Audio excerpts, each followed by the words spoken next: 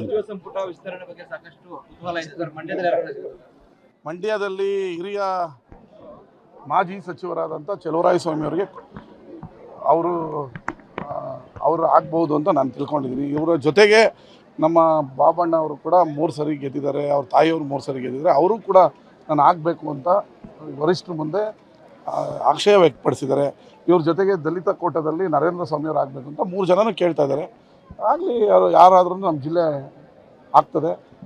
ಚಲುವರಾಯಸ್ವಾಮಿಯವರು ಕಳೆದ ಬಾರಿ ಭಾಳ ಯಶಸ್ವಿಯಾಗಿ ಜಿಲ್ಲೆಯನ್ನು ಮುನ್ನಡೆಸಿದ್ದಾರೆ. ಅವರಾದರೂ ಸಂತೋಷ, ಬಾಬಣ್ಣ ಆದರೂ ಸಂತೋಷ. ಬಟ್ ಚಲುವರಾಯಸ್ವಾಮಿ ಅವರಿಗೆ ಚಾನ್ಸ್ ಜಾಸ್ತಿ. ನಾನು ಮಂತ್ರಿಗಿರಿ ಬೇಡ ಅಂತ ಹೇಳ್ಬಿಟ್ಟಿದ್ದೀನಿ. ಒಕ್ಕಲಿಗರ ಸಮುದಾಯದ ಮುಖ್ಯಮಂತ್ರಿ ಆಗಿದ್ದಾಗ ನಾನು ಅದೇ ಸಮುದಾಯದವನು ಟವಲ್ ಹಾಕೋದು ಸಾಮಾಜಿಕ ನ್ಯಾಯದಲ್ಲಿ ಸರಿಯಲ್ಲ. ಬೇರೆಯವ್ರು ಯಾರಿಗಾದ್ರೂ ಕೊಡಲಿ ಪಾಪ. ಹೊಸಬ್ರು ಅಂದರೆ ಫಸ್ಟ್ ಟೈಮ್ ಅವರು ಅಂತಲ್ಲ, ಯಾರು ಈ ಹಿಂದೆ ಅದೇ ಎಲ್ಲರಿಗೂ ಕನ್ಫ್ಯೂಸಲ್ಲಿರೋದು. ಯಾರು ಈ ಹಿಂದೆ ಮಂತ್ರಿಗಳಾಗಿಲ್ಲ ಅಂಥವ್ರಿಗೆ ಕೊಡಬೇಕು ಅನ್ನೋದು ಚರ್ಚೆ ನಡೀತಾ ಇದೆ. ಹೊಸಬರಲ್ಲಿ ಪಾಪ ಇನ್ನೂ ನಾನಾ ಜಿಲ್ಲಾ ಜಾತಿವಾರು ಕೋಟ ಬೇಜಾನಿದೆ. ನಾನು ಕಡಾಖಂಡಿತವಾಗಿ ಈ 2 ವರ್ಷ ಮಂತ್ರಿ ಆಗೋಕ್ಕೆ ನನಗೆ ಬಿಲ್ಕುಲ್ ಇಂಟ್ರೆಸ್ಟ್ ಇಲ್ಲ. ನನ್ನ ತಾಲೂಕು ಅಭಿವೃದ್ಧಿ ಮಾಡಬೇಕು. ಮಂತ್ರಿಯಾಗಿ ನಾನು ಇಡೀ ರಾಜ್ಯ ಸುತ್ತಕೊಂಡು ಆಮೇಲೆ ತಿರ್ಗಾ ನನ್ನ ಕ್ಷೇತ್ರ ಬಿಟ್ಬಿಟ್ರೆ ಸರಿ ಬರಲ್ಲ. ನಮ್ಮ ಕ್ಷೇತ್ರ ತುಂಬ ಇನ್ನಷ್ಟು ಕೆಲಸ ಆಗಬೇಕು. ಅದಕ್ಕೆ ನನಗೆ ಬೇರೆಯವ್ರಿಗೆ ಮಂತ್ರಿ ಕೊಡಿ ಅಂತ ನಾನು ಮುಕ್ತ ಮನಸ್ಸಿನಿಂದ, ವಿಶಾಲ ಹೃದಯದಿಂದ ಹೇಳ್ತಾ ಇದ್ದೀನಿ. ಅದರಲ್ಲಿ ಯಾವ ಬದಲಾವಣೆಯೇ ಇಲ್ಲ. ನಾವು 40 ಜನ ಏನು ಪ್ರಪ್ರಥಮ ಬಾರಿ ಗೆದ್ದಿದ್ದೀವಿ. ನಾನೇ ಪ್ರಥಮ ಸೈನ್ ಹಾಕಿದ್ದೆ. 40 ಜನದಲ್ಲಿ 5 ಜನಕ್ಕೆ ಮಂತ್ರಿಗಿರಿ ಕೊಡಿ ಅಂತ ಕೇಳೋದು ಇವತ್ತು ಕೇಳಿದ್ದೀವಿ. ಮೊನ್ನೆನೂ ಮುಖ್ಯಮಂತ್ರಿಗಳ ಹತ್ರ ನಾವು ಹೊಸಬರೆಲ್ಲ ಹೋಗಿ ಕೇಳಿದ್ದೀವಿ. ನಮ್ಮ ಕೊಲೀಗ್ಸ್, ನನ್ನ ಸಹೋದ್ಯೋಗಿಗಳಿಗೆ 5 ಜನಕ್ಕೆ ಮಂತ್ರಿ ಕೊಡಬೇಕು ಅನ್ನೋದ್ರಲ್ಲಿ ಯಾವುದೇ ಬದಲಾವಣೆ ಇಲ್ಲ.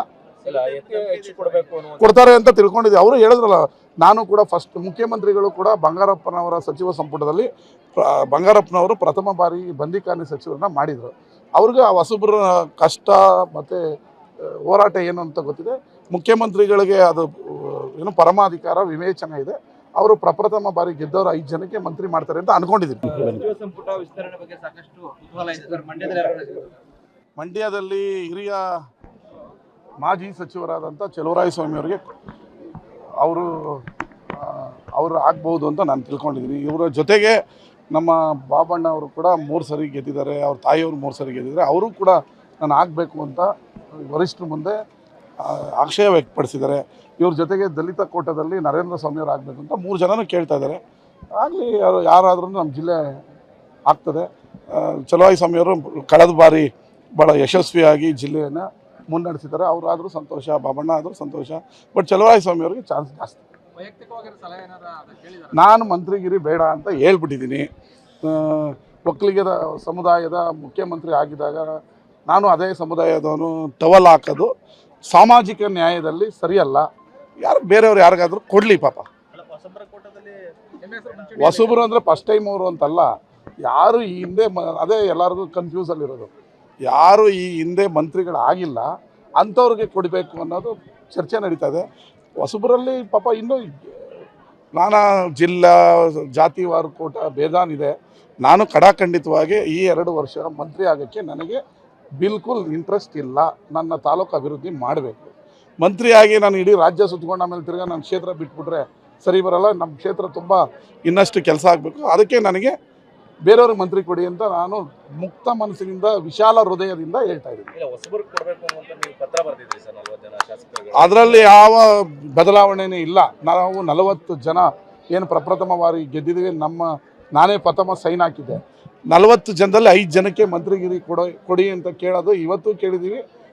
ಮೊನ್ನೆನೂ ಮುಖ್ಯಮಂತ್ರಿಗಳ ಹತ್ರ ನಾವು ಹೊಸಬರೆಲ್ಲ ಹೋಗಿ ಕೇಳಿದ್ದೀವಿ. ನಮ್ಮ ಕೊಲೀಗ್ಸ್, ನನ್ನ ಸಹೋದ್ಯೋಗಿಗಳಿಗೆ 5 ಜನಕ್ಕೆ ಮಂತ್ರಿ ಕೊಡಬೇಕು ಅನ್ನೋದ್ರಲ್ಲಿ ಯಾವುದೇ ಬದಲಾವಣೆ ಇಲ್ಲ. ಕೊಡ್ತಾರೆ ಅಂತ ತಿಳ್ಕೊಂಡಿದ್ದೀವಿ. ಅವರು ಹೇಳಿದ್ರಲ್ಲ, ನಾನು ಕೂಡ ಫಸ್ಟ್ ಮುಖ್ಯಮಂತ್ರಿಗಳು ಕೂಡ ಬಂಗಾರಪ್ಪನವರ ಸಚಿವ ಸಂಪುಟದಲ್ಲಿ ಬಂಗಾರಪ್ಪನವರು ಪ್ರಥಮ ಬಾರಿ ಬಂದಿಖಾನೆ ಸಚಿವರನ್ನ ಮಾಡಿದರು. ಅವ್ರಿಗೆ ಆ ಹೊಸಬ್ರ ಕಷ್ಟ ಮತ್ತು ಹೋರಾಟ ಏನು ಅಂತ ಗೊತ್ತಿದೆ. ಮುಖ್ಯಮಂತ್ರಿಗಳಿಗೆ ಅದು ಏನು ಪರಮಾಧಿಕಾರ ವಿವೇಚನೆ ಇದೆ. ಅವರು ಪ್ರಪ್ರಥಮ ಬಾರಿ ಗೆದ್ದವರು 5 ಜನಕ್ಕೆ ಮಂತ್ರಿ ಮಾಡ್ತಾರೆ ಅಂತ ಅನ್ಕೊಂಡಿದ್ದೀನಿ.